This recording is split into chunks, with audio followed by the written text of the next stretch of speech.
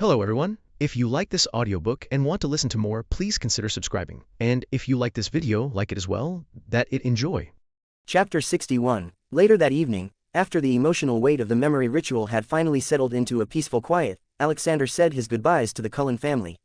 He pulled Rosalie close, pressing a soft, lingering kiss to her lips before heading out into the cool, damp night. The deep, steady rumble of his motorcycle echoed through the empty roads as he rode back toward town. As he cruised past the neon glow of the local pub, a familiar vehicle parked under the dim streetlights caught his eye. It was a 1996 Chevy K1500.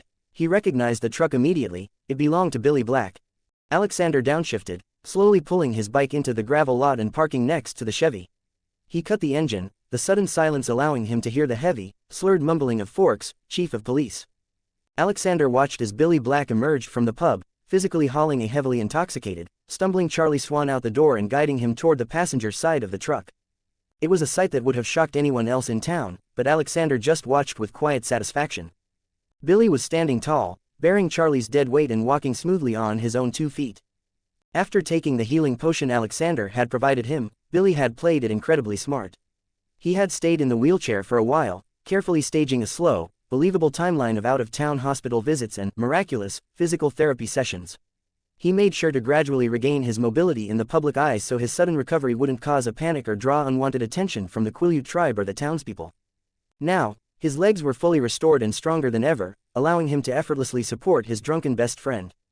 Alexander stepped off his bike, his boots crunching lightly against the loose gravel. "Billy," he called out, his tone calm and steady in the quiet lot.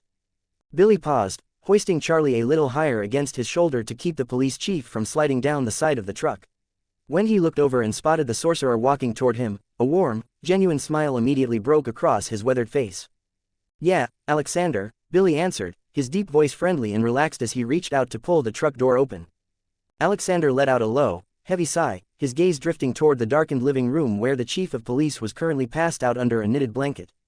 "This Renee," Alexander muttered, his voice laced with a quiet, icy disdain.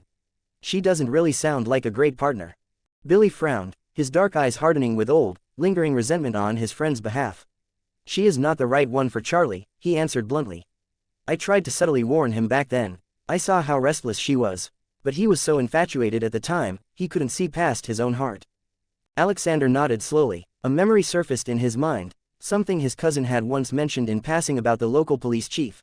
"Charlie Swan is a good man, cursed with a bad wife and a bad daughter." At the time, Alexander hadn't thought much of the passing comment, but hearing the full, tragic timeline painted a stark, unforgiving picture of the man sleeping in the next room. As he stood in the quiet kitchen, Alexander couldn't help but analyze the sheer cruelty of the situation. Charlie had been carrying the immense, crushing emotional and physical burden of caring for his declining parents in their final years. It was an act of pure familial obligation that required stability, intense sacrifice, and staying firmly put in Forks. Renee, it seemed, had an absolute intolerance for hardship. She had wanted the fun, romanticized version of a young, passionate marriage.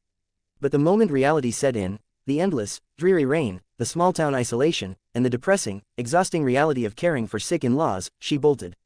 She completely lacked the resilience and the basic loyalty to support her husband during one of the most difficult, agonizing periods of his entire life. When looking at the timeline, Renee's departure wasn't just selfish, it was incredibly cruel. She didn't just walk away from a marriage that had gotten a little boring. She packed up his infant daughter and left him entirely alone to manage his parents' steep decline and eventual deaths. Looking back toward the living room, Alexander finally understood Charlie's intense emotional withdrawal. The man hadn't just been heartbroken, he had been hit with a massive, concentrated triple trauma. He had lost his wife, lost his daily life with his only child, and watched both of his parents slowly wither and die, all within an incredibly short, devastating window of time. It made absolute sense that Charlie Swan had built massive emotional walls and settled into rigid, unchanging routines. It wasn't because he was a simple or an interesting man. It was simply how he had survived the grief. He gave everything for the people he loved, and was left completely empty-handed for it, Alexander said quietly, looking back at Billy with a newfound, profound respect for the sleeping police chief. "He is a far stronger man than most realize. Renee is the most irresponsible person I have ever met," he said, his voice heavy with frustration. "I don't know how to help him understand that nothing was his fault. He doesn't have to feel bad for a failed marriage." Alexander agreed with this completely, his expression darkening even further as he remembered the rest of what his cousin had once furiously explained about the Swan women. His cousin had ranted about events surrounding this town, and the things he had said about Renee and Bella painted a sickening portrait of neglect. He knew the real reason Bella would eventually come back to live in Forks, and it wasn't out of some noble desire to bond with her grieving father. According to his cousin, Bella would only move to this rainy town she despised because she knew Renee desperately wanted to travel the minor league baseball circuit with her new, much younger husband, Phil. Bella, who had essentially been forced into the role of the parent, would recognize that having a teenager around was a burden to her mother's new romance. She would remove herself from the equation entirely just to appease Renee's selfish desires. And how would Renee repay her daughter for that sacrifice? Alexander's jaw clenched as he recalled the next detail. Almost immediately after Bella left for Washington, Renee would convert her daughter's bedroom into a yoga studio. It was a subtle but incredibly devastating act of erasure. By doing so, Renee would effectively remove Bella's safety net, leaving her child with no physical space to return to if things didn't work out. She was throwing her daughter out of the nest without a second thought. But the most unforgivable detail his cousin had shared was how Renee handled a crisis. His cousin had spoken of a time when Bella would end up hospitalized with severe, life-threatening injuries, broken ribs, a shattered leg, and massive blood loss. When a child was in that much agony, a real mother would refuse to leave their side. But Renee. According to his cousin, Renee would complain about how uncomfortable the hospital chairs were. She would quickly abandon her critically injured daughter to rush back home to Phil, utterly unwilling to stay and help Bella through a grueling physical recovery. Standing in the quiet kitchen, Alexander felt a cold, sharp surge of anger on behalf of the sleeping police chief. Charlie Swan was a fiercely loyal, self-sacrificing man who had given up everything for his family. In return, he had been saddled with a deeply narcissistic wife who couldn't handle the slightest inconvenience, and a daughter who treated his home like a dumping ground the moment she became an inconvenience to her mother. Chapter 62. Alexander turned his gaze away from the living room and looked back at the Quileute elder. "You know, Billy," Alexander spoke up, his voice steady and thoughtful, breaking the heavy silence in the kitchen. "I actually hold a degree in psychology. I can easily step in and act as a therapist for him. And with that professional cover in place, I can subtly use my magic to help him process these suppressed emotions. I can help him see the situation clearly, without the haze of his own misplaced guilt, so he can finally move on." Billy considered the offer, the tense, worried lines around his mouth slowly relaxing into a hopeful smile. He found it to be a genuinely brilliant idea, perhaps the only thing that could actually pull his stubborn best friend out of his decades-long rut of self-blame. That might actually work, Billy agreed, nodding firmly. He looked toward the living room with a renewed sense of optimism.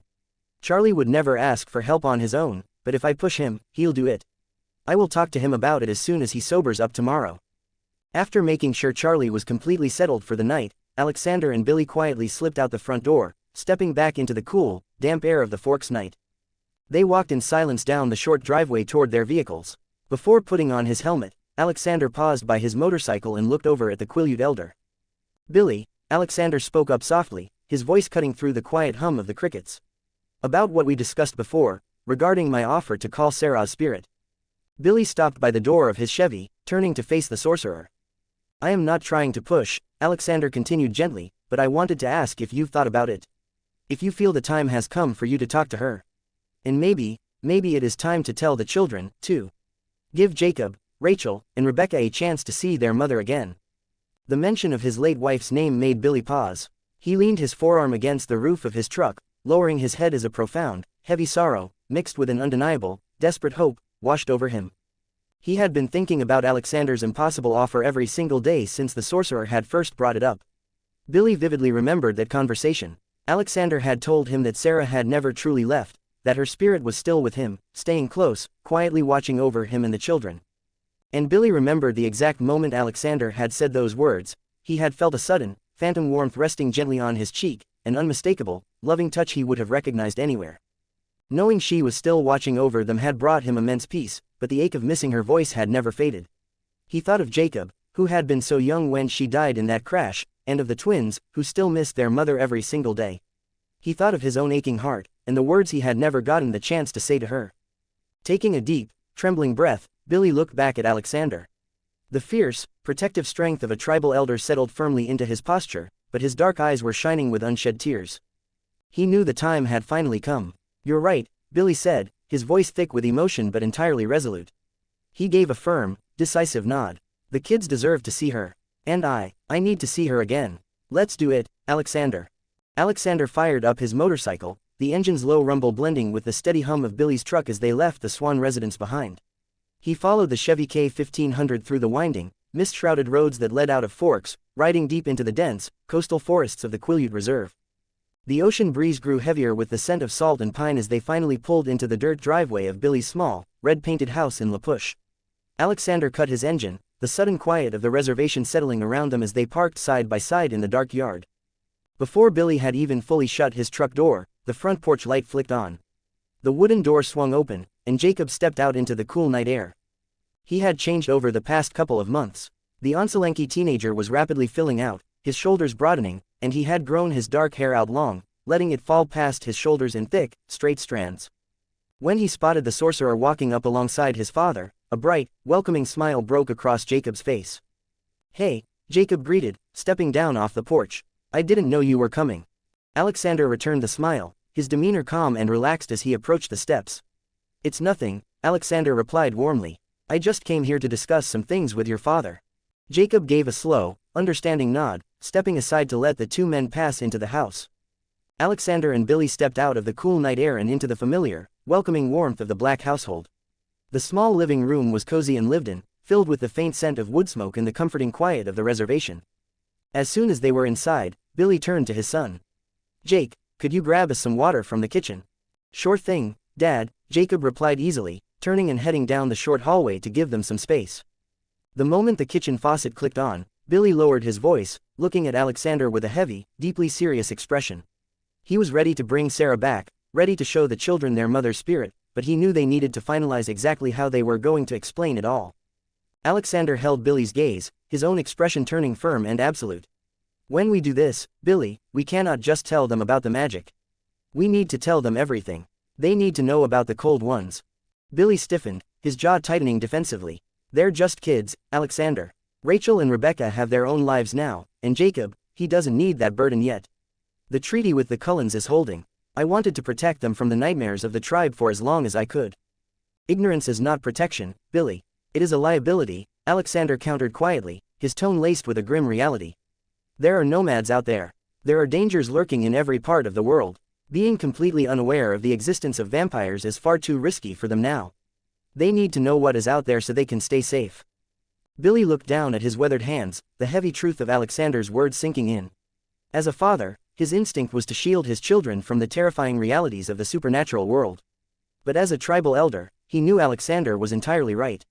Keeping them in the dark wouldn't keep them safe, it would only make them vulnerable. With a heavy, resigned sigh, Billy finally nodded. "You're right," he agreed softly. "It is reasonable. They need to know the truth." Just then, the sound of footsteps echoed down the hall. Jacob walked back into the living room, carrying 2 tall glasses of ice water. He handed one to his father and offered the other to Alexander. "Thank you, Jacob," Alexander smiled warmly, taking the glass and taking a slow, refreshing sip. Billy set his glass down on the small coffee table without drinking. He looked up at his son, his expression shifting into something incredibly solemn and resolute. The time for keeping secrets had officially passed. "Jake," Billy said, his deep voice carrying a weight that immediately made Jacob stand a little straighter. "I need you to pick up the phone and call your sisters. Tell Rachel and Rebecca to come home as soon as they can. We have something very important we need to discuss as a family." Chapter 63. It took some time for Rachel and Rebecca to make the drive, but within a few hours, the small house was full once again. The twins arrived looking concerned, immediately noting the serious atmosphere as they took their seats in the living room alongside Jacob. Billy sat in his favorite armchair. Though he no longer needed the wheelchair, he still favored the spot, and took a deep, grounding breath. He looked at his 3 children, the absolute center of his world, and began to speak. He told them about the ancient history of the Quileute tribe. He spoke of the spirit warriors, the wolves, and, most importantly, the existence of the Cold Ones, the vampires who roamed the earth, including the Cullen family residing just across the treaty line. At first, the room was dead silent. Jacob exchanged a bewildered look with his sisters. Rachel let out a nervous, skeptical laugh, assuming it was some elaborate campfire tale or a strange test of their tribal heritage. Rebecca frowned, searching her father's face for the punchline. But as the silence stretched on, they noticed the absolute, unwavering gravity in Billy's dark eyes. He wasn't joking. Sensing their mounting confusion and the desperate need for undeniable proof, Alexander stepped forward from the edge of the room. He didn't say a word. He simply held his right hand out, palm facing the ceiling. With a soft, crackling hiss, a brilliant, dancing sphere of bright blue flames erupted from his skin, hovering just inches above his bare hand. The light cast a surreal, azure glow across the stunned faces of the black siblings. Whoa, Jacob breathed out, his eyes wide and completely fixated on the fire. He leaned forward, utterly fascinated. That is so cool. Rachel and Rebecca, however, reacted with pure shock. Rebecca jumped back against the sofa cushions, while Rachel stared in wide-eyed disbelief. Wait, are you wearing some kind of hidden projector? Rebecca asked, her voice shaking slightly as she leaned closer, desperately trying to find a logical explanation for the impossible sight. Is this some kind of trick? Fire doesn't just hover without burning you, Becca, Rachel interrupted, her voice tight with a mixture of fear and awe as she looked from Alexander's empty hand up to his face. What are you? Are you one of those cold ones Dad just talked about? Jacob eagerly chimed in, completely ignoring his sister's panic. Can you throw it, like a fireball? Do you need a wand to do that, or can you do other elemental stuff, like lightning? Alexander closed his hand, extinguishing the blue flames in an instant. He let out a warm, gentle chuckle, holding up his empty hands to pause the barrage of questions. As he did, he subtly projected a soft, calming aura across the room, gently soothing the twins' spiking heart rates. I am not a cold one, Alexander answered simply, his tone patient and accessible. I am a spirit. The fire is very real, but it does not burn me because it is a manifestation of my own energy. I do not need a wand, and no, Jacob, I don't typically go around throwing fireballs, though I suppose I could if the situation ever demanded it. He deliberately kept the deeper, more complex details of his magical heritage vague, knowing this was already enough for one night. I am here as a friend to your father and your tribe. The legends your father just shared with you are very real, and the world is far more complicated and magical than it appears. Rachel blinked, processing his words slowly. She looked from Alexander to Billy, her brow furrowing as the pieces of the puzzle began to click together. Her eyes suddenly dropped to her father's legs, and she gasped softly. Dad, your legs, the sudden physical therapy, the miraculous recovery, it wasn't the doctors at the hospital in Seattle, was it? No, Billy admitted quietly, looking at Alexander with deep, unwavering gratitude. It was him. Alexander healed me. The children stared at the sorcerer with a profound, newfound awe. The skepticism and the panic were entirely gone, replaced by a deep, overwhelming understanding of the monumental gift Alexander had given their family. With their complete attention secured, Billy leaned forward, his voice turning stern and protective. He made sure they understood exactly why he was telling them this now.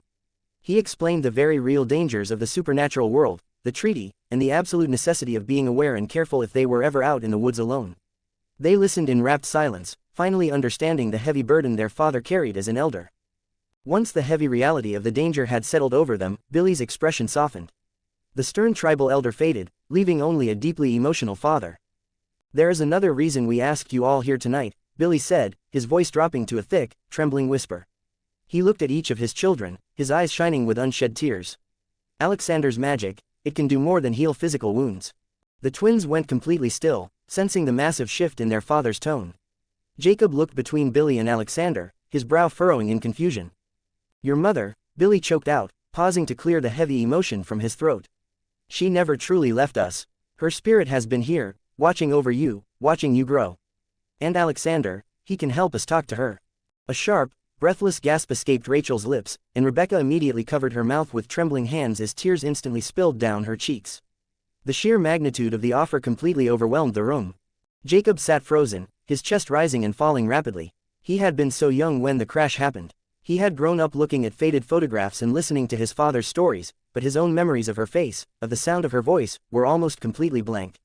The thought of finally getting to meet the mother he had been denied his entire life brought a sudden, fierce rush of tears to his eyes. Overwhelmed with emotion and a desperate, beautiful excitement, the three siblings looked to Alexander, silently pleading for him to bring her back. Seeing the absolute, desperate hope in the eyes of the Black family, Alexander gave a gentle, reassuring nod. It was time. He stepped toward the center of the living room, clearing a space on the small wooden coffee table. I will need some candles, Alexander said, his voice calm and steady. As many as you can quickly find. Jacob didn't hesitate for a single second. He practically vaulted over the back of the sofa, sprinting down the hallway toward the kitchen and storage closets. Within moments, he rushed back into the room, his arms full of assorted pillar and taper candles they usually kept for power outages during the heavy winter storms. Alexander took them with a grateful smile and carefully arranged them in a wide, precise circle on the table. He didn't ask for a lighter or a match. Instead, he simply waved his hand over the wicks, and one by one, they instantly flared to life with warm, golden orange fire. The room grew quiet, the only sound the steady breathing of the family and the soft crackle of the burning wicks. Alexander closed his eyes and raised his hands slightly, his palms facing the flickering light. He began to mutter a low, rhythmic shamanic spell, the ancient words resonating with a deep, earthy power that seemed to hum through the very floorboards of the house. The atmosphere in the room shifted. The air grew perfectly still, charged with a profound, comforting energy. Suddenly, the golden orange flames of the candles flickered wildly before smoothly transitioning into a brilliant, ethereal green. The green light pulsed outward, casting soft, emerald shadows against the walls. In the center of the room, just behind the table, the air began to shimmer and weave together like glowing mist. The mist swirled, taking shape and solidifying until she was standing right there in front of them. Sarah Black materialized, looking exactly as she had in their most cherished photographs, but radiating a soft, beautiful, and warm ethereal light. She looked peaceful, healthy, and entirely real. Sarah, Billy choked out, his voice cracking violently. The fierce tribal elder was instantly gone, leaving behind a man who was looking at the missing half of his soul. Tears spilled freely down his weathered cheeks as he gripped the arms of his chair, completely overwhelmed. Rachel and Rebecca broke down instantly. They clung to each other on the sofa, sobbing openly as they stared at the mother they had missed for so many agonizing years. Jacob, however, stood frozen near the edge of the room. His chest hitched, and his hands trembled at his sides. He didn't know how to react. He searched his mind desperately, trying to pull up a memory of her, but he had been too young. He only knew her through the faded Polaroids on the mantel and the stories his father told. Looking at her now, he felt a strange, terrifying blankness mixed with an overwhelming surge of grief. Then, Sarah turned her head. Her translucent, glowing eyes found Jacob standing in the corner. Her expression softened, and a breathtaking, unconditionally loving smile spread across her face. It was a smile meant only for her little boy, full of immense pride and boundless affection. The moment Jacob saw that smile, the wall inside him completely shattered. He didn't need the memories anymore. He recognized that warmth, he felt it down to his very bones. A sharp, breathless sob ripped from his throat, and hot, heavy tears began to pour down his face as he finally, truly met his mother. Alexander stepped back into the shadows of the room, keeping his hands slightly raised to sustain the shamanic magic, silently granting the family the private space they so desperately needed. Sarah took a step forward, her translucent form gliding effortlessly over the wooden floorboards. She reached out, her glowing hand gently resting against Billy's weathered cheek. Though it wasn't flesh and blood, Billy visibly shuddered, leaning into the touch as a profound, familiar warmth spread across his skin. "My beautiful family," Sarah spoke softly. Her voice carried the gentle, musical cadence of a wind chime, an echo of the past, yet perfectly clear and vibrating with pure warmth. It was a sound they hadn't heard in years, but it instantly felt like coming home. "Sarah," Billy whispered, his voice cracking violently. "I've missed you every single day. I tried, Sarah, I tried so hard to do it right without you. And you did, my love." Sarah smiled, her glowing eyes shining with absolute, unwavering pride. She kept her hand on his cheek. "You carried our family. You were so incredibly strong for them when I couldn't be. And look at you now." Her gaze drifted down to his strong, healed legs. "Standing tall again. My heart is so full seeing you this way, Billy." Billy let out a breathless, tearful laugh, reaching up to cover her ethereal hand with his own solid one. Sarah then turned her head toward the sofa, her smile widening as she looked at her daughters. "My sweet girls." "Mom," Rachel cried out, slipping off the edge of the couch and falling to her knees, while Rebecca clung to her sister's shoulder, weeping freely.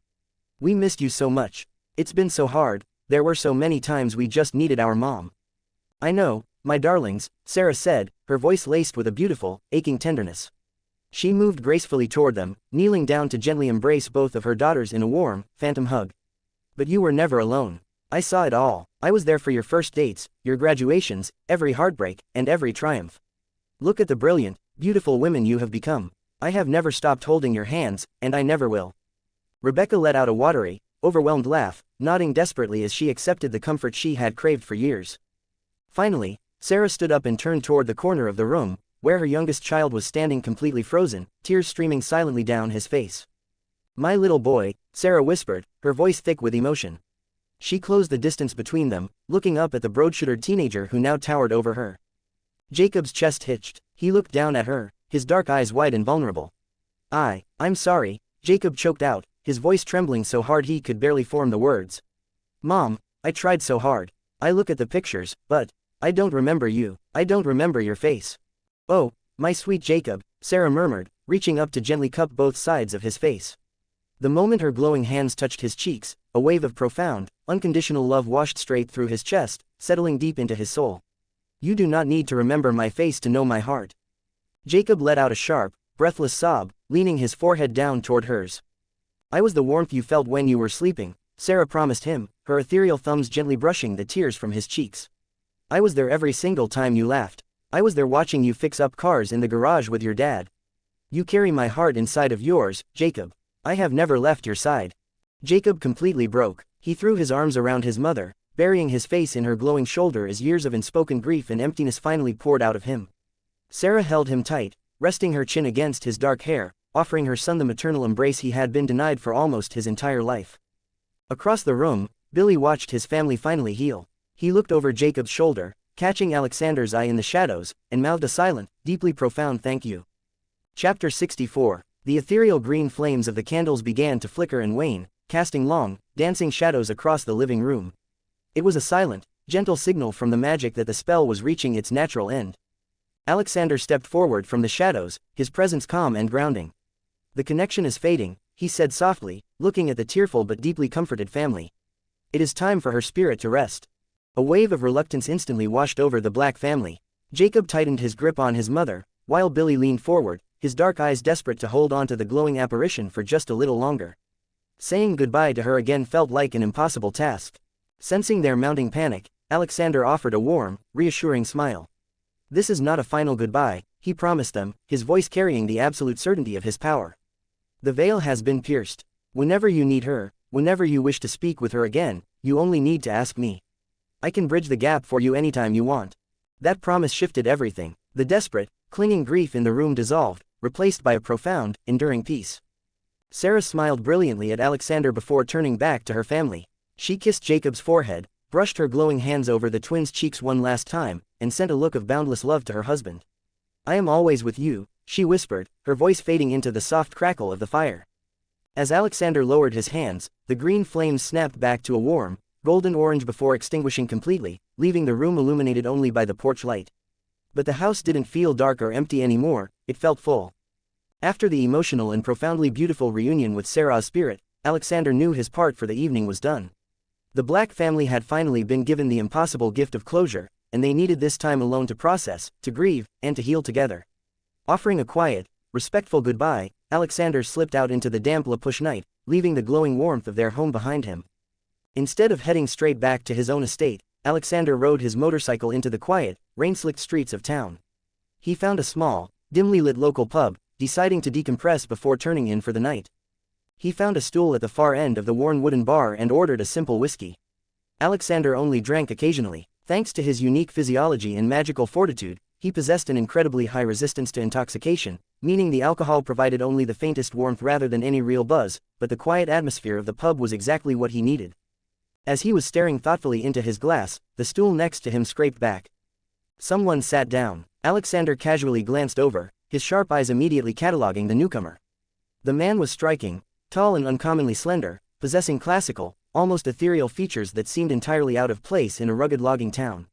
He had long auburn hair, though its color was distinctly dulled, woven with striking strands of gray and streaks of unkempt wildness.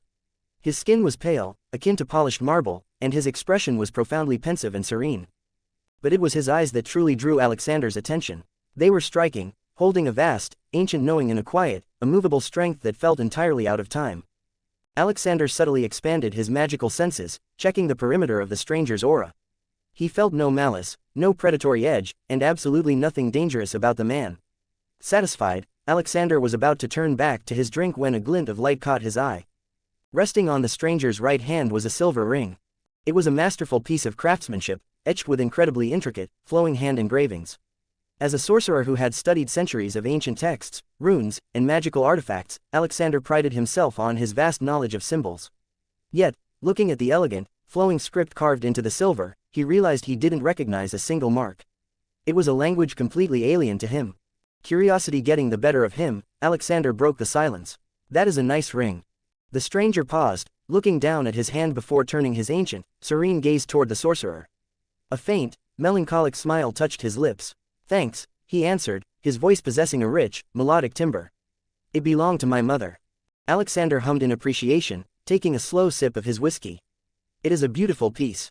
I think the engravings are incredibly interesting. I don't recognize the style. The stranger gently brushed his thumb over the silver, his eyes darkening with 1,000 lifetimes of memory, but he offered no explanation for the script. Respecting the boundary, Alexander extended a polite hand. I'm Alexander, by the way. The stranger looked at the outstretched hand for a fraction of a second before accepting it. His grip was remarkably strong, yet entirely gentle. Medros, he introduced himself quietly. Medros, Alexander repeated, testing the melodic syllables on his tongue. That is a very unique name. Medros simply nodded. In that brief moment of contact, Alexander's empathic senses flared. He was suddenly hit by a suffocating, oceanic wave of pure sadness radiating from the man. It was a grief so profound, so ancient and heavy, that it made the sorrow Charlie and Billy had carried look like a single drop of rain in a hurricane. Alexander didn't know who this man was or what kind of tragedy could possibly forge that level of despair, but he knew better than to pry. He gently pulled his hand back, allowing the heavy aura to recede. They shared a few more minutes of light, inconsequential conversation, the weather, the quiet nature of the town, before Alexander finished the last of his drink. Leaving a few bills on the counter, he offered the stranger a respectful nod. Have a good night, Medros, Alexander said. And you, Alexander, Medros replied softly. Alexander pushed open the heavy pub doors, disappearing into the cold, misty Forks night. Medros remained seated at the bar. He watched the door swing shut, the faint, melodic hum of the sorcerer's motorcycle fading into the distance. Left alone with his thoughts and the weight of his endless years, the tall, auburn-haired wanderer looked back down at the silver ring. He closed his eyes, the ancient sorrow pulling him back to a dark forest in a world long gone. Allured and Ellerin, Medros whispered into the quiet, empty space of the pub, his voice breaking with a centuries-old agony. May you forgive me for my sins. Note: guess who this? He is not Medros, but related to him. For the next couple of days, a miraculous shift took hold of the Black household. The lingering, decatasold shadow of grief that had always hung over the family was entirely gone. Billy was incredibly energetic and vibrant, his booming laughter echoing through the small house with a frequency his children hadn't heard since they were little. Rachel and Rebecca walked around with bright, genuine smiles, a massive weight lifted from their shoulders. Jacob, too, was entirely transformed. The quiet, underlying insecurity he had always carried about his mother was replaced by a deep, grounded confidence. He finally knew her love firsthand. With his own heart finally at peace, Billy immediately turned his massive, renewed reserve of energy toward his best friend. He started hounding Charlie Swan with relentless persistence. Billy called the house, showed up at the police station in his truck, and invited himself over for dinner, refusing to take no for an answer. His objective was singular: getting the stubborn police chief to sit down for a psychology session with Alexander. I don't need a shrink, Billy, Charlie grumbled on the third day of the assault, sitting at his kitchen table with a half-empty bottle of Rainier beer, looking deeply uncomfortable. I'm fine. I go to work, I go fishing, I watch the game. I don't need some young guy with a fancy degree poking around in my head. You're not fine, Charlie, you're just surviving, Billy countered bluntly, leaning across the table with unwavering determination. Alexander isn't some stuffy doctor in a white coat. He's a good man. He helped me, Charlie. He helped me more than you can possibly understand. Just give him 1 hour. Charlie aggressively rubbed the back of his neck, his mustache twitching as he looked for an escape route that simply wasn't there. He hated talking about his feelings. He hated opening old wounds. But Billy was staring at him with a stubborn, fierce affection that Charlie simply didn't have the energy to fight anymore. Finally, Charlie let out a long, heavy sigh that seemed to carry the weight of the last 20 years. Fine, Charlie grunted, scowling down at the table label on his beer. 1 hour, but if he starts asking me about my inner child or hands me a tissue box, I'm walking out. Billy's face split into a massive, victorious grin. 1 hour, Charlie, that's all he needs. Chapter 65. True to his word, Billy didn't give Charlie a chance to back out. The very next afternoon, he practically dragged the chief of police into his truck and drove him out to where Alexander resided. When they pulled up to the property, Charlie stepped out of the Chevy and simply stared. He had lived in Forks his entire life and knew every hidden logging road and overgrown trail, but he had never seen anything like Alexander's home. It was a stunning, masterful blend of old-world architecture and modern elegance, nestled seamlessly into the dense, ancient forest. The rich dark woods, expansive glass windows, and quiet, commanding presence of the estate left the usually stoic police chief completely in awe. Nice place, Charlie finally muttered, adjusting his jacket awkwardly as they walked up to the front door. Lot of square footage for one guy. Before Billy could knock, the heavy wooden door swung open. Alexander stood in the entryway, dressed casually but carrying that same undeniable aura of calm authority. He smiled warmly, stepping aside to usher them in. Welcome, Charlie. Billy, Alexander greeted them, leading them into a spacious, light-filled living area featuring a massive stone fireplace and plush leather seating. Charlie stood stiffly in the center of the room, his hands shoved deep into his jacket pockets. He looked around, clearly out of his element, before turning his gaze to the sorcerer. "Look, Doc, Alexander, I appreciate you taking the time, but I should warn you right now. I'm not exactly good with talking. Especially about my feelings. You're probably going to have to do a lot of heavy lifting here." "That is perfectly fine, Charlie," Alexander replied with a reassuring, easygoing smile. "We will take it at whatever pace you are comfortable with.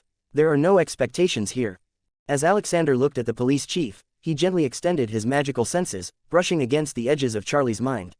Instantly, he felt it. Charlie Swan was a gifted human. He possessed a natural, latent mental shield, the exact same gift his daughter Bella had, though Charlie's was to a lesser degree.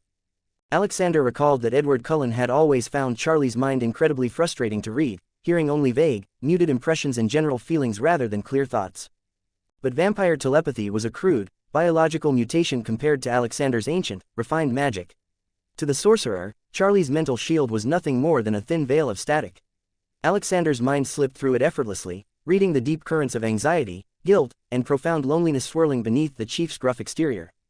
Alexander knew exactly how he was going to help him. He planned to cast a highly specialized clarity spell, a piece of magic designed to untangle the messy web of trauma. It wouldn't erase Charlie's memories, rather, it would bring them up clearly, stripping away the blinding, suffocating emotional manipulation of guilt and self-blame.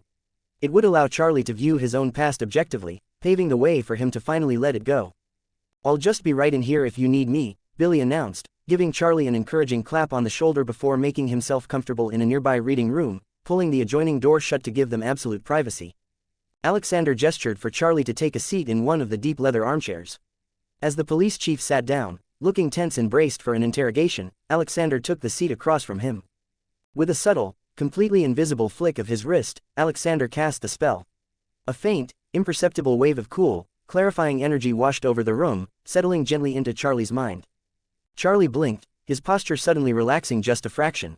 The tight, heavy knot in his chest, the one he woke up with every single morning, somehow felt a little looser. His breathing deepened, the usual defensive walls dropping away without him even realizing it. "Let's not worry about the heavy things right now," Alexander began, his voice smooth, grounding, and professional. "Why don't you just tell me about your parents, Charlie? Tell me about the early days, before things got complicated." Charlie shifted awkwardly in the deep leather chair, rubbing his calloused hands against his jeans. He kept his eyes fixed firmly on the coffee table, clearing his throat a few times before he finally forced himself to keep talking. "They were good folks," Charlie muttered, his voice gruff. "Had me late. I was a surprise, I guess. I was an only child, so I mostly hung out with Billy, Harry Clearwater, and Quill. I always felt a little on the outside with them, though. Like they had some secret club I wasn't in. Anyway, I wanted to go to college. But Mom started getting early-stage Alzheimer's, and Dad's arthritis got so bad he could barely move. I couldn't leave him, so I stayed, joined the local force." Alexander gave a small, encouraging nod. The subtle clarity spell in the room hummed quietly, keeping the crushing, suffocating weight of Charlie's grief safely at bay. Charlie shifted again, picking at a loose thread on his jacket cuff. "Then, I met Renee. It was my first summer as a cop. She was camping at First Beach down in La Push with some friends. We just clicked. It was fast, really fast. We got married at the Port Angeles courthouse a few weeks later, and I bought the little house down the street from my folks." He paused, swallowing hard. "We were happy for a bit, especially when she got pregnant with Bella. But then, my folks got worse. Dad needed my help with Mom every single day. And Renee, she hated the rain, the town. The depression hit her real hard, and the pregnancy hormones just made it worse. She wanted me to leave, to start over somewhere sunny. But I couldn't abandon my parents." Charlie fell silent for a long moment, staring blankly at the floor. "So she left," he finished quietly, his voice tight but surprisingly steady. "Bella was just a few months old. I wanted to follow her so badly, but I couldn't leave my folks to die alone. So I just let her go. Didn't fight the divorce, didn't fight the child support, just asked for summers with Bella." He finally looked up, meeting Alexander's eyes with a tired, awkward shrug. 4 years later, Mom and Dad passed away within 6 months of each other. It's just been me, the empty house, and the badge ever since." He immediately looked back down at his hands. Even after all these years, the familiar, self-blaming mentality, a trait his daughter Bella had certainly inherited, was deeply ingrained in him. I couldn't give her what she needed," Charlie mumbled, his voice dropping an octave as he instinctively shouldered the burden of the past. I was always over at my folks' house. I should have tried harder to make her happy here. The marriage falling apart, that was on me. Alexander listened quietly, allowing Charlie to finish before he gently but firmly shook his head. You are looking back at your past through rose-tinted glasses, Charlie, Alexander said, his voice cutting through the quiet room with absolute certainty. You have spent 20 years convincing yourself that you were the villain in a story where you were actually the victim. Charlie frowned, shifting uncomfortably. Now, hold on a second. Think about it objectively, Alexander interrupted softly, the clarity spell shimmering invisibly in the air between them. Renee has always held very negative, cynical views regarding early marriages. She went into yours with the subconscious expectation of failure. When the honeymoon phase ended, she was already looking for the exit. Charlie's frown deepened, his brow furrowing as he tried to process the blunt assessment. A marriage is built on compromise, partnership, and weathering storms together, Alexander continued, leaning forward slightly.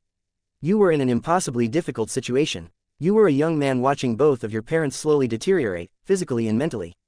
That is a time when a man needs his partner the most. But instead of supporting you, Renee was cold-hearted. She packed her bags and left. Charlie opened his mouth, a deeply ingrained, 20-year-old reflex flaring up. He wanted to defend her. He wanted to make excuses, to say she was young, that the Fork's reign was too depressing, that the hormones were too much. But as he drew in a breath to speak, the clarity spell did its work. The heavy, suffocating fog of his own misplaced guilt dissolved, leaving only the stark, undeniable facts of the past. Without the emotional manipulation he had subjected himself to for 2 decades, Charlie was forced to look at the raw truth of his ex-wife's actions. She was fundamentally unable to understand why you could not simply abandon your dying parents to run away and play house in the sun, Alexander said gently. She lacked the empathy and the loyalty to stand by you. That is a profound failing of her character, Charlie. Not yours. She is the one at fault for the end of your marriage. Charlie closed his mouth, his jaw clenched tight, and he stared hard at the coffee table. He wanted to cling to the familiar safety of self-blame, because blaming himself was somehow easier than admitting that the woman he had loved had been so deeply callous. But with his mind finally clear, he simply couldn't deny it anymore. Charlie let out a long, shuddering breath, his broad shoulders slumping as the massive, heavy burden of guilt finally slid off his back. He looked up at Alexander, his eyes completely clear. She really just left me there, Charlie whispered, the realization settling in not as a tragedy he caused, but as a betrayal he survived. He sat in the heavy silence of the room, processing the sheer weight of what he had just admitted out loud. For 20 years, he had carried the failure of his marriage like a physical weight on his shoulders. Now, looking at it without the blinding filter of his own guilt, the reality felt cold and sharp. Alexander watched him carefully, his voice remaining gentle but unyielding. He needed to dismantle the rest of the illusion Charlie had built.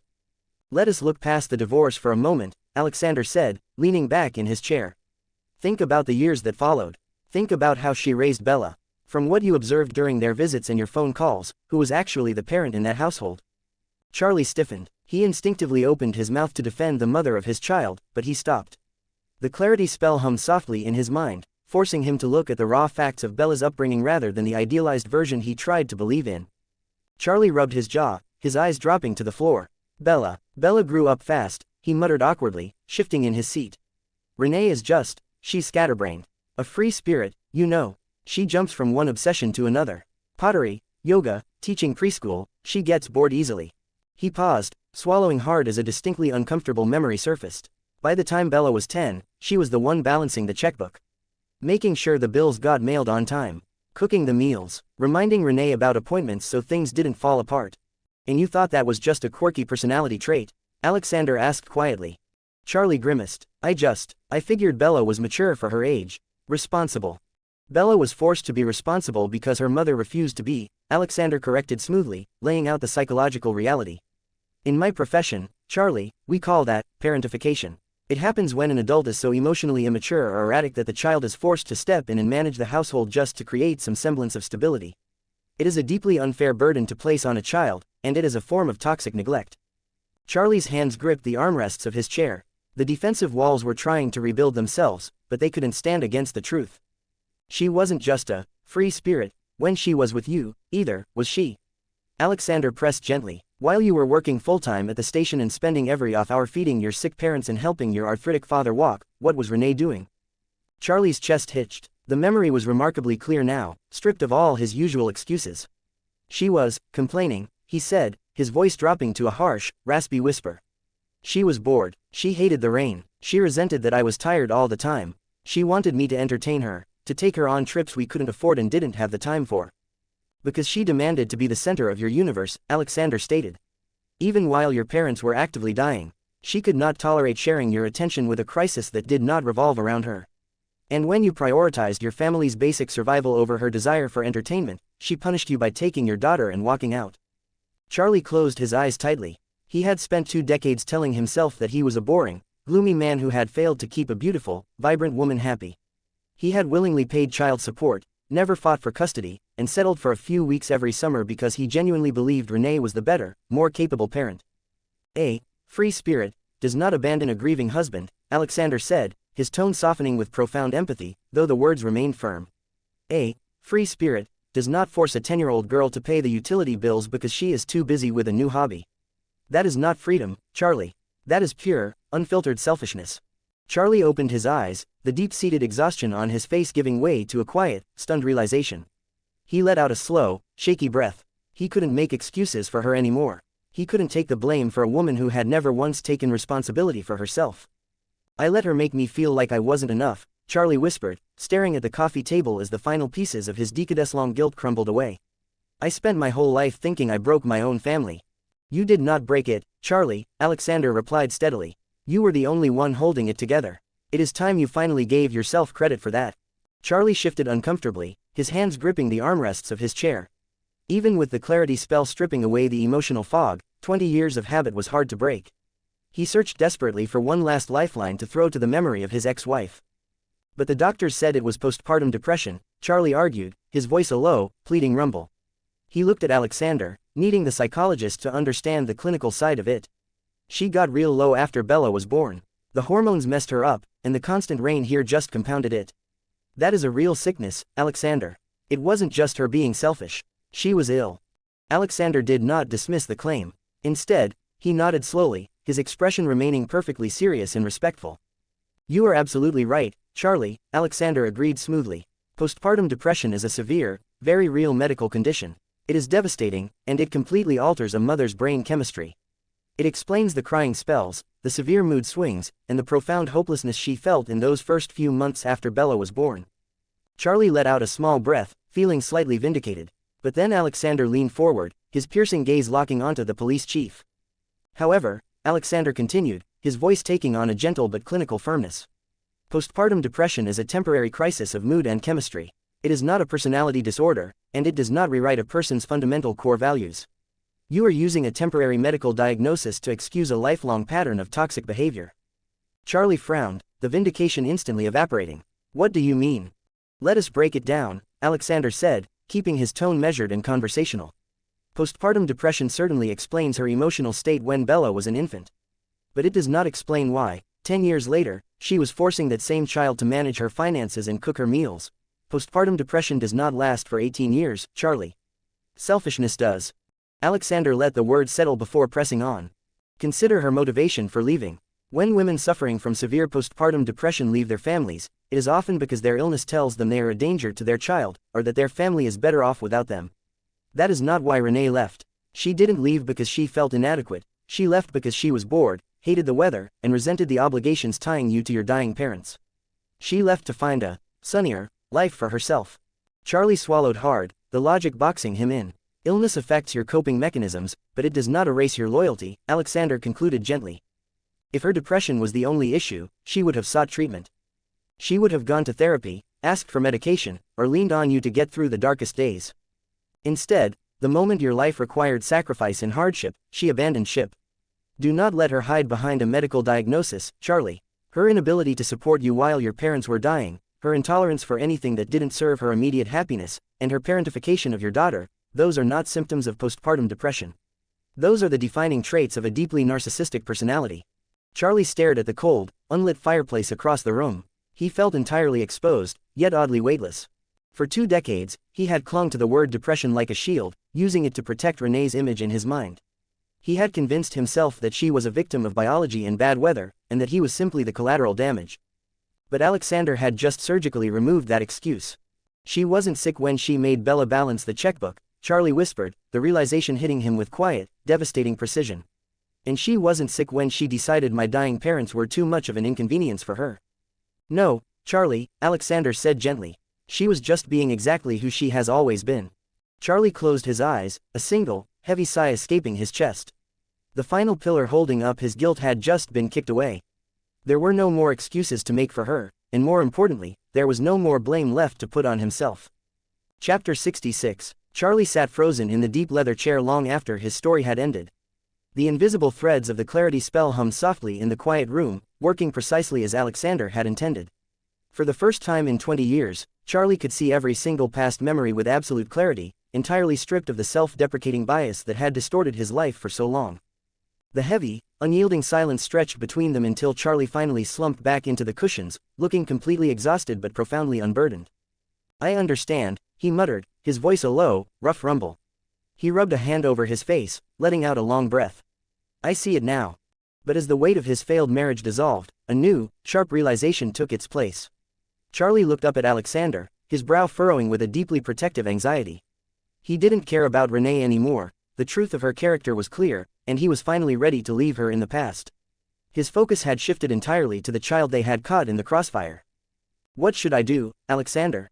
Charlie questioned, his voice tight. I mean, Bella, she's becoming more and more distant with me every single year. The phone calls are getting shorter. I don't know how to reach her. Alexander sighed softly, leaning forward and resting his forearms on his knees. You should try to call her, Charlie. Regularly. Make a real effort to reconnect with her. From what you've told me, she was forced to mature mentally at a tragically young age because of how irresponsible Renee was. And remember, she is your daughter. She shares your temperament. I am entirely certain she has bottled up all of her emotions, and she likely carries that same self-blaming nature. A sharp prick of fresh guilt hit Charlie's chest. He looked down at his calloused hands, his jaw clenching. I should have fought for her, he spoke up, the words thick with regret. When Renee left, I should have fought for custody. I shouldn't have just let her take my little girl to Arizona. Do not let the guilt consume you now, Charlie, Alexander countered gently. You made the best choice you could with the information and the heavy burdens you had at the time. You cannot change the past, but you can change the present. Reach out to her. Charlie nodded slowly, a newfound resolve settling into his eyes. I will. I'll call her tonight. I'm going to try to reconnect with her. Alexander watched the police chief for a moment before inclining his head. Good, because I have a distinct feeling that Bella will be coming to Forks much sooner than you think. Charlie blinked, completely caught off guard. He looked at the sorcerer, his expression a mix of confusion and sudden hope. What do you mean? Why would she come here? She absolutely hates the rain. Think about the timeline, Charlie, Alexander answered smoothly, laying out the pieces of the puzzle. You told me recently that Renee found a new partner, Phil. He's a minor league baseball player, correct? Yeah, Charlie muttered, nodding slowly. Swear he's younger than me by a mile. Travels a lot for games. Exactly, Alexander said, which means he is constantly on the road, moving from city to city. My guess is that Renee will desperately want to travel the circuit with him, but because Bella is still in school and living at home, Renee won't feel free to do so.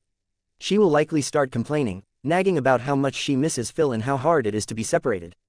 Charlie's eyes widened slightly as the pattern of his ex-wife's behavior clicked into place.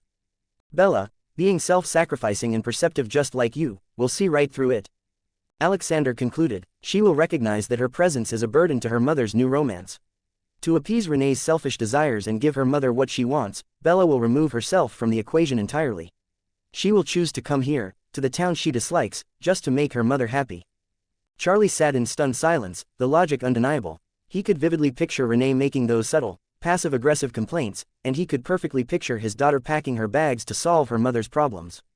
If she's coming, Charlie said, his voice dropping into a fierce, determined timbre as he stood up from the couch, then I'm going to be ready for her. No more distance.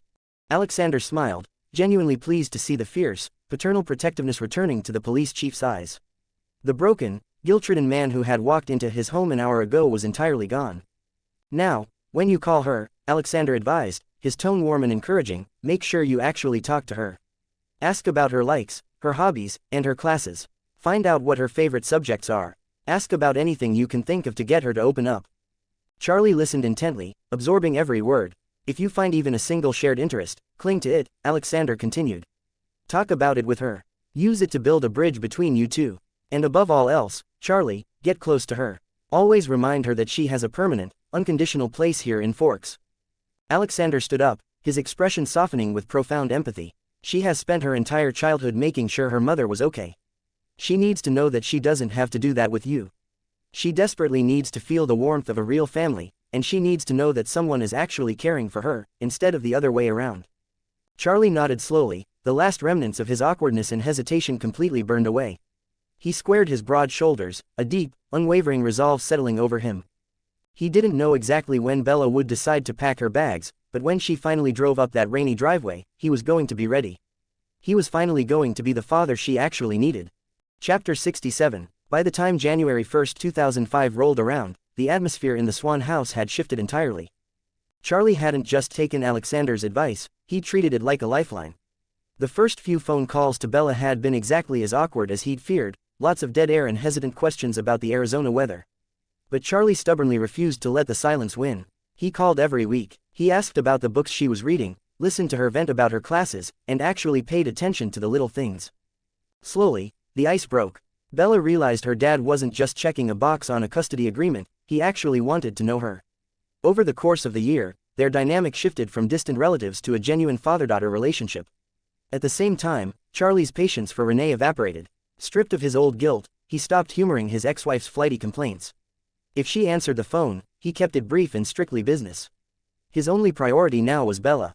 Across the treaty line, the magic stirring in La Push was demanding a lot more space.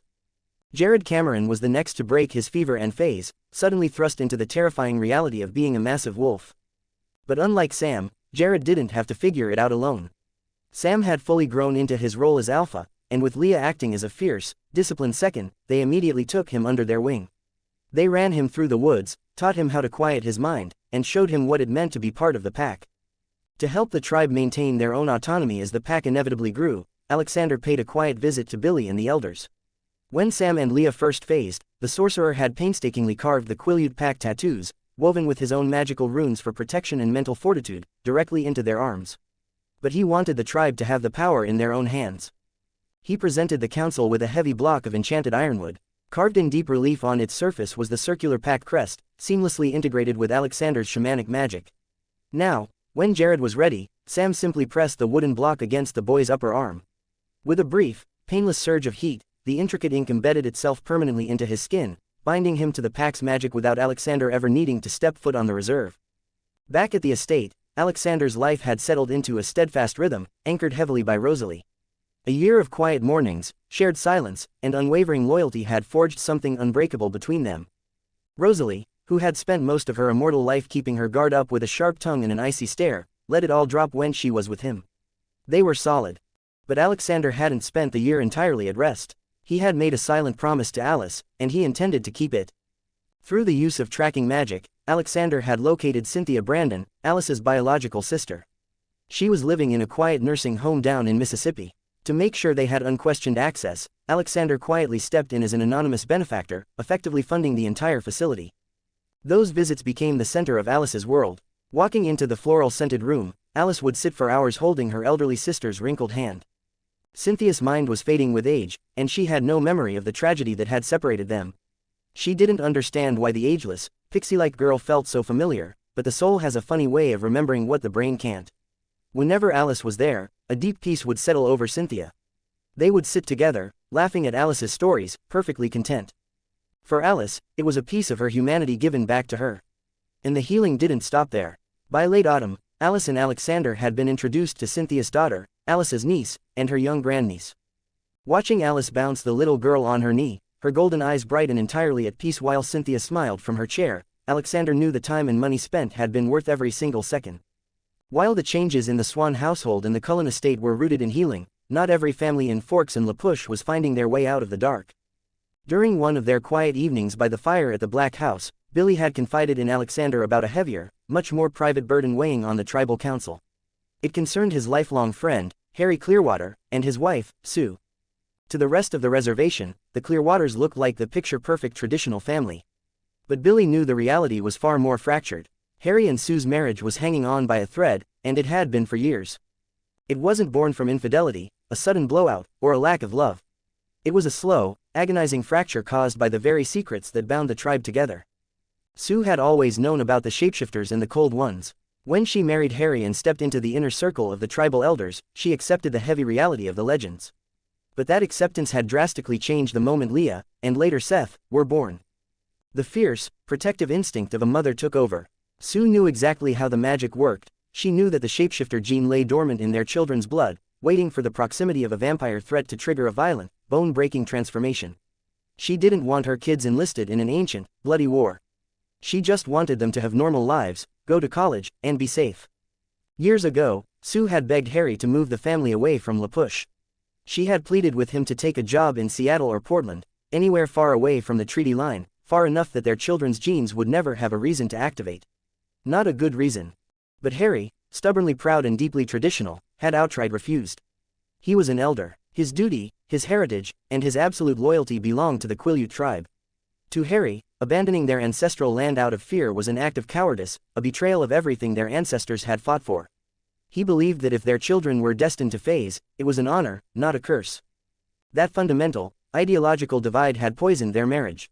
Sue deeply resented Harry for choosing tribal duty over the safety of their children. In turn, Harry resented Sue for constantly trying to run away from who they fundamentally were. The warmth in their home slowly bled out, replaced by a cold, polite distance. Over the years, the arguments had simply stopped, leaving behind a hollow silence. By the time 2005 arrived, they were essentially living separate lives under the same roof. They slept in different rooms and operated on different schedules. The only reason they hadn't filed for divorce was for the sake of Seth and Leah. They had silently agreed to maintain a temporary, stable facade until both kids were old enough to move out and handle the fallout. Ironically, Sue's worst fears had come true anyway when Leah phased, permanently binding her daughter to the violent world Sue had tried so desperately to escape. It was a harsh reality that only deepened the quiet, uncrossable chasm between husband and wife. Note: Alexander is going to be a brother figure to Bella. I feel slightly bad for the girl. She got away from an irresponsible mother and landed in with hyper-controlling boyfriend, at least at the start. Also, when to introduce Underworld and Shadowhunters, either new moon phase or eclipse. Chapter 68. The bitter chill of New Year's Day hung heavy over Forks, the ever-present rain reduced to a fine, freezing mist. Alexander was driving his motorcycle toward the high school, the low, steady growl of the engine cutting through the quiet morning air. Coming down the road in the opposite direction, the familiar shape of a Forks police cruiser emerged from the fog. Charlie Swan was behind the wheel. Recognizing the rider, Charlie slowed down and gave a quick, enthusiastic wave out his window.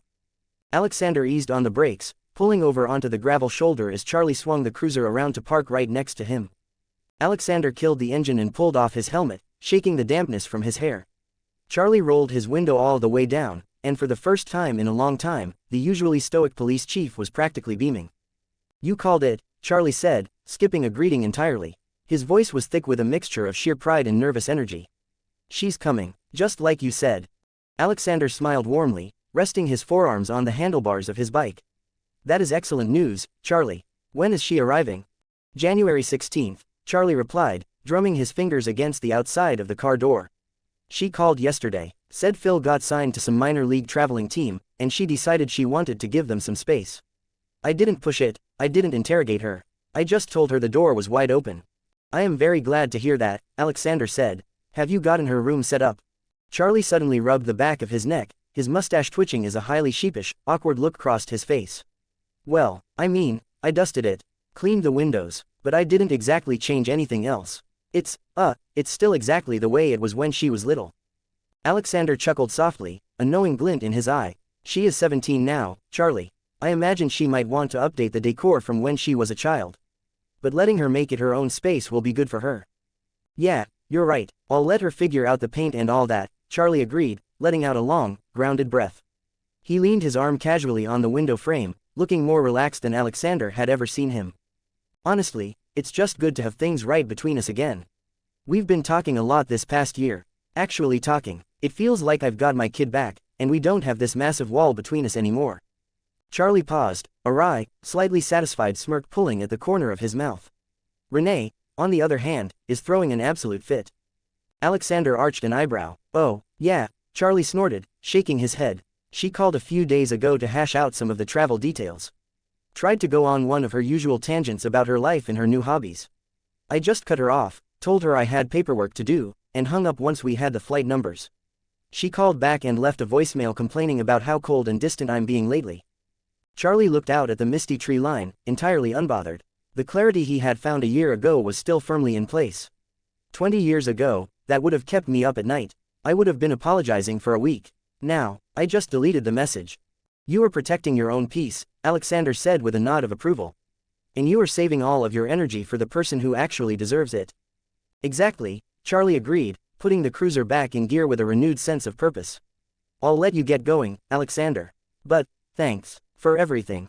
Alexander just waved a hand, dismissing the gratitude easily. You did the hard work, Charlie. I just pointed you in the right direction. He leaned forward slightly, resting his weight against his bike. Do you have any plans to get her a welcome gift? She is going to be starting high school mid-year, and since she will be living here for the foreseeable future, she is going to need a reliable way to get around town. Charlie's chest puffed out just a fraction, a distinctly proud, fatherly gleam appearing in his eyes. Way ahead of you on that one, he said, tapping the steering wheel. I actually bought Billy's old Chevy truck off him. It's built like a tank. Billy and Jacob have been working on it in their garage for the past couple of weeks. They got the engine running pretty smooth, and Jacob even touched up the paint job so it looks respectable. That is a perfect gift, Alexander noted, knowing exactly how much a sturdy, heavy vehicle would ease a father's anxiety about teenage driving on the slick, rain-washed roads of Forks. He thought for a second, then offered an idea. If you want, I can speak to the Cullens for you. Their daughter, Rosalie, is an exceptional mechanic. She practically rebuilds engines for fun in her spare time. If you drop it by, she could probably tune it up so it runs like it's brand new. Charlie's eyebrows raised in pleasant surprise. He knew Dr. Cullen's kids kept to themselves, but he certainly wasn't going to turn down free mechanical expertise from someone who knew what they were doing. You know, I think I'll take you up on that offer, Charlie nodded, genuinely appreciative. Billy and Jake did a great job, but an extra set of experienced hands under the hood wouldn't hurt. I want to make sure it's completely safe for her. I will let Rosalie know to expect it, Alexander smiled, putting his helmet back on. Drive safe, Charlie, and congratulations again on getting your daughter back. Thanks, Alexander, Charlie grinned, rolling up his window. He put the cruiser into drive, pulling back onto the misty road with a lighter heart than he had carried in 20 years. As Charlie's police cruiser disappeared into the freezing morning mist, Alexander started his motorcycle, a faint, knowing smirk touching his lips. His mind briefly lingered on Charlie's mention of Renee's sudden outrage, easily dissecting the psychology behind her complaints. It wasn't difficult for the sorcerer to figure out exactly why she was so bothered. For 20 years, Renee had comfortably enjoyed the subconscious, self-gratifying ego boost of knowing that her ex-husband was still helplessly hung up on her, pining away in the dreary Forks rain. It had fed her vanity and validated her own choices. Now that Charlie had finally severed that emotional cord, treating her with the cold, detached indifference she had always shown him, her pride was deeply affronted. She wasn't actually upset about losing his friendship, she was insulted that she had lost her most devoted, tragic admirer. The reality check was long overdue. Satisfied that Charlie was finally free from that toxic cycle, Alexander kicked the bike into gear and headed off toward the high school, looking forward to telling Rosalie about the new project coming to her garage. Chapter 69. Alexander pulled into the Forks High School parking lot, seamlessly sliding his motorcycle into its usual spot. The dreary winter morning carried on as normal, and he headed inside to blend into the mundane routine of his classes. It wasn't until the passing period before lunch that he finally caught up with the Cullens. They were gathered near their usual isolated spot in the cafeteria, but Alexander immediately noticed a distinct, icy chill radiating from the blonde vampire. Rosalie stood with her arms crossed tightly over her chest, staring a hole into the opposite wall and looking unapologetically grumpy. Standing not too far from her, Jasper caught Alexander's eye. He leaned ever so slightly in the sorcerer's direction and kept his voice pitched at an incredibly low frequency, a whisper meant exclusively for vampire hearing, which Alexander's magically enhanced senses picked up effortlessly. She is mad you didn't come to visit for 2 days, Jasper murmured dryly. Rosalie, naturally, caught every single syllable. She whipped her head around, shooting Jasper a truly lethal glare before redirecting that exact same frosty, unamused scowl straight at Alexander. Alexander didn't flinch or look intimidated. Instead, he simply met her golden eyes and gently pushed his thoughts directly into her mind, speaking telepathically. I am so sorry, gorgeous, Alexander apologized, keeping his mental tone entirely sincere and affectionate. I was setting up and reinforcing the magical wards around your family's territory in my estate, and the time completely slipped away from me. Let me make it up to you tonight. I even secured a peace offering for you. Charlie Swan has an old Chevy truck he needs professionally tuned up for his daughter. I told him you were the absolute best mechanic in town.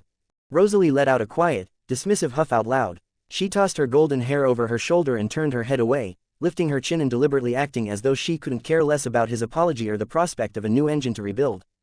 But Alexander didn't need to read her mind to know the truth.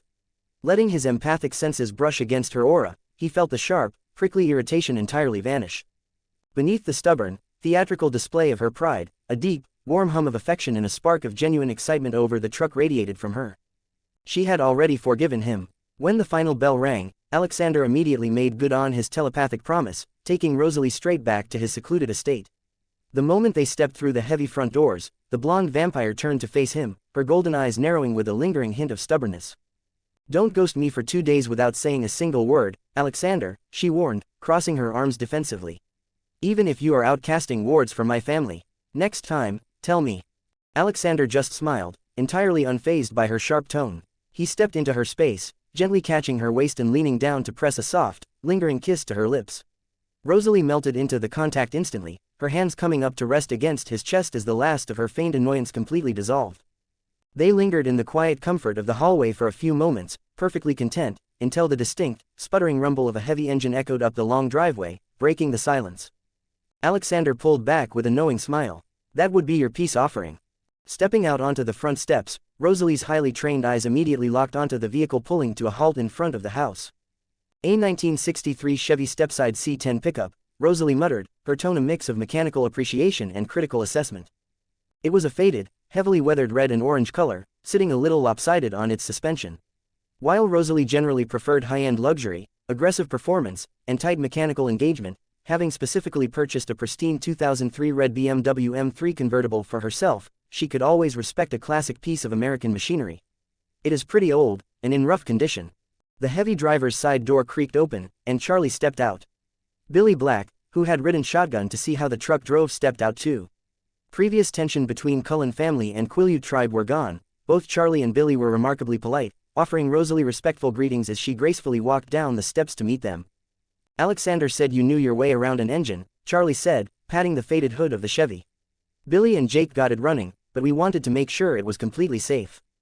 Rosalie didn't waste time with small talk. She unlatched the heavy hood and pushed it up, leaning in to inspect the underlying mechanics with sharp, focused precision. She ran her hands over the belts, checked the fluid reservoirs, and examined the deep-set components of the engine block. After a few quiet minutes, she straightened up and wiped a small smudge of grease from her thumb.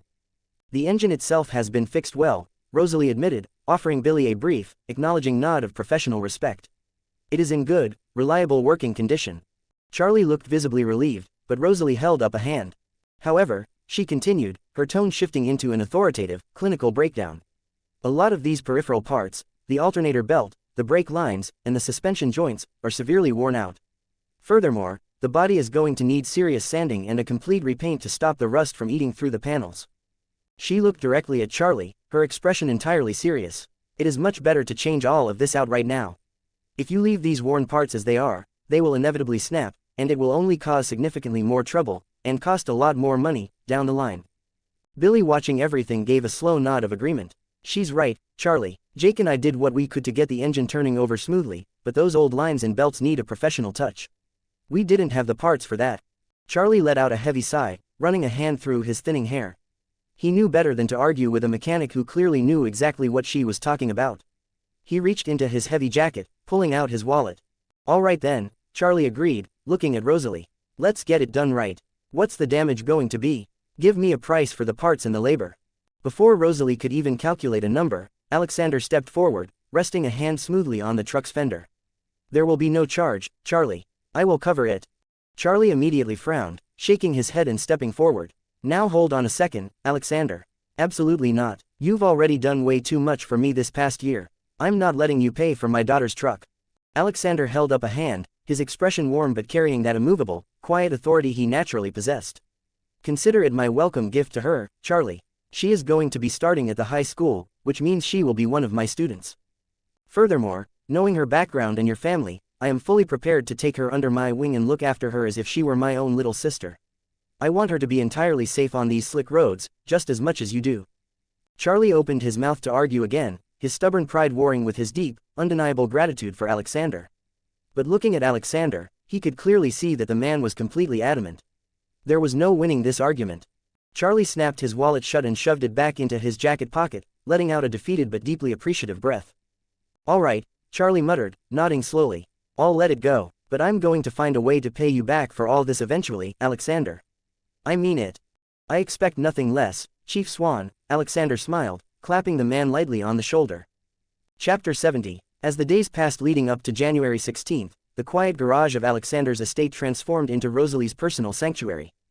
She took the restoration of the 1963 Chevy entirely seriously. While Alexander handled the funding, acquiring the highest quality replacement parts money could buy, Rosalie provided the flawless execution. She stripped the old, rusted components with vampiric speed and mechanical precision.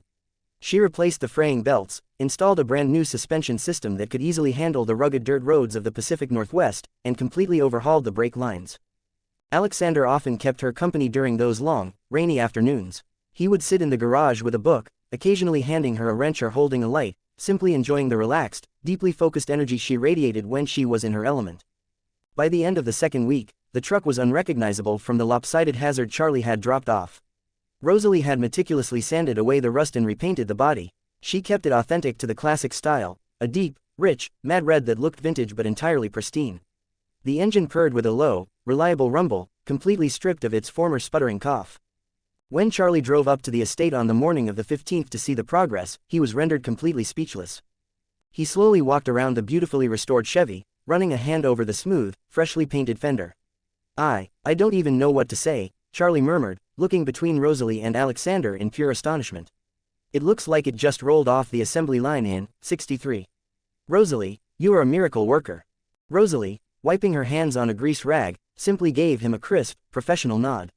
She tried to maintain her usual aloof composure, but Alexander could easily sense the bright flare of pride and satisfaction radiating from her at the genuine compliment. "It is mechanically sound, Chief Swan. The brakes are highly responsive, and the tires have deep enough treads to handle the black ice. Your daughter will be perfectly safe." "I can't thank you both enough," Charlie said, his voice thick with emotion. He pulled out the keys. "I've got to head down to the station to finish up some paperwork, and then I'm driving the cruiser up to the Seattle airport tomorrow to pick her up. Can I leave this parked in my driveway so it's waiting for her when we get back?" "I will drive it down to your house myself this evening, Charlie," Alexander offered smoothly. "Focus on getting everything ready for tomorrow." Charlie nodded, a nervous but deeply excited energy buzzing around him. The 20 years of distance, the heavy guilt, and the awkward silences were finally behind him. He was just a father getting ready to welcome his kid home. The next morning, January 16th, dawned with the usual thick blanket of gray clouds and a steady, freezing drizzle. But as Charlie's police cruiser merged onto the highway heading north toward the airport, the heavy Forks weather didn't bother him in the slightest. For the first time in a long time, the future looked entirely bright. Charlie stood near the arrivals gate at SeaTac, his hands shoved deep into the pockets of his uniform jacket. Despite the year of solid, weekly phone calls that had successfully rebuilt their relationship, he couldn't entirely shake the nervous, buzzing energy in his chest. This was the real test. Phone calls were one thing, having her living under his roof full-time was another. He just wanted to get it right. He spotted her walking through the terminal a few minutes later. Bella looked pale and exhausted from the travel, her dark hair tucked behind her ears to make room for the white wires of her iPod earbuds. She was looking at the ground as she walked, hugging her arms tightly to her chest. When she glanced up and caught sight of him, her tense shoulders noticeably dropped. She pulled the earbuds out, blinking rapidly. "Hey, Dad." "Hey, Bells," Charlie smiled back, his anxiety instantly melting away. He stepped forward, and they exchanged a brief, stiff hug. They were both inherently awkward, physically reserved people by nature. Bella patted his shoulder blade twice before quickly stepping back. He cleared his throat. "Flight treat you okay?" Yeah, it was, fine," Bella said softly, looking down and adjusting the strap of her heavy backpack. "Just long." "Well, you can DJ on the ride back," Charlie offered, easily reaching down to grab her heaviest duffel bag before she could protest. "I actually upgraded the radio in the cruiser a few months back. Gets more than just the AM static now." Bella gave a small, hesitant nod. "Oh, cool, thanks." Once they were loaded into the warm cab of the police cruiser and merging onto the highway south, the familiar, comfortable cadence of their weekly phone calls helped ease the tension in the cab. Charlie casually asked about her last few weeks in Phoenix, and Bella answered in her usual quiet, clipped sentences, preferring to look out the window at the endless expanse of green trees. "I was talking to the guidance counselor at the high school a few days ago, making sure all your transcripts transferred over properly," Charlie brought up casually, keeping his eyes on the damp road. "Are you still planning on taking the advanced placement classes up here?" Bella nodded, pulling her jacket a little tighter around herself as the car heater kicked into gear. Yeah, I guess. She tucked a piece of hair behind her ear. AP Governor and Bio, mostly. Just trying to not let my grades slip, you know. Just gonna keep my head down. Charlie nodded approvingly, keeping his eyes focused on the slick, rain-washed highway. That's a smart plan. Actually, that reminds me, one of the teachers at the high school is a good friend of mine. He handles a lot of the advanced classes. Bella looked over, blinking in mild confusion. You're friends with a high school teacher? Charlie chuckled, tapping the steering wheel. Yeah, I know, doesn't exactly sound like my usual crowd. But we run into each other a lot, and he's helped me out with a few things recently. You'll probably be a little surprised when you meet him, though. Bella shifted uncomfortably in her seat. Why, he's just young. Actually, he's only slightly older than you. The guy's a bit of a prodigy. Skipped a bunch of grades, breezed through college early, and came straight here to teach. I think the school board was practically doing backflips when they hired him. Bella bit the inside of her lip, trying to picture a teacher who was barely older than a senior. Wow, okay, that's different. Don't let the age fool you, though. He's a great guy, Charlie continued, his tone turning earnest. I didn't want to embarrass you by having him roll out the red carpet or anything, but I did let him know you were transferring in. If you get overwhelmed with the schedule, or if you just need someone in your corner, he'll look out for you. Bella let out a small breath, her shoulders tense at the idea of anyone paying special attention to her. She hated being fussed over. Right, well, thanks. You didn't have to do that, but thanks. They drove in a comfortable silence for a few miles before Charlie cleared his throat, a brief flash of his classic, endearing awkwardness returning as he shifted gears. Speaking of getting settled in, he started, tapping his thumbs against the steering wheel. I got your room all ready for you. Dusted everything, cleaned the windows, put on fresh sheets. But I didn't touch anything else. Bella tilted her head. What do you mean? I mean the decor is exactly the way it was when you were little, Charlie admitted, rubbing the back of his neck. I thought about changing it, but I didn't want to just guess what you'd like. You're 17 now, Bells. I figured you probably don't want to be surrounded by purple walls and old toys, but I wanted to leave it entirely up to you. If you want to strip the paint, get new furniture, whatever, just say the word. We'll go to the hardware store this weekend. Bella stared at him for a moment. She had spent the entire flight bracing herself for a chaotic transition, so used to playing the adult and managing her mother's erratic life. In Phoenix, Renee had probably already turned her empty bedroom into a yoga studio, entirely erasing her presence. But Charlie hadn't hovered, he hadn't changed a thing. The untouched room, with its original paint and her old rocking chair, was exactly what she needed. It wasn't about the decor, it was about the stability. It was the quiet, wordless proof that she wasn't a burden, and that this was her permanent home. Bella shook her head quickly. No, you really don't have to do that. You sure? Charlie asked. A soft, authentic smile finally touched her lips. Yeah, it's perfect the way it is. Really. Thanks, Dad. Anytime, kid, Charlie replied warmly, the last remnants of his anxiety completely fading away as the Forks city limits finally came into view. To be continued.